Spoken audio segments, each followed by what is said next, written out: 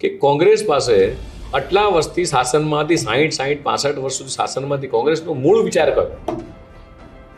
2G spectrum, કોલસા કૌભાંડ, Bofors, માત્ર કૌભાંડ કરવાના.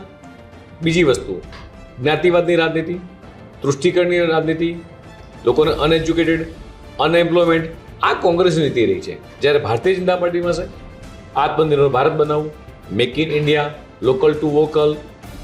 ખાલી એક નાનો મુદ્દો કહું કે મિલેટ યર્સ દેશના યશસ્વી પ્રધાનમંત્રી માનનીય મોદી સાહેબે ઉજવવાનું નક્કી કર્યું.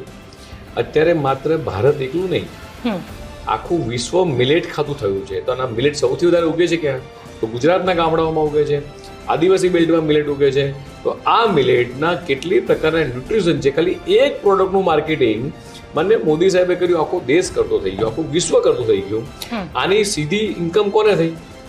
તો ખેડૂતોને થઈ.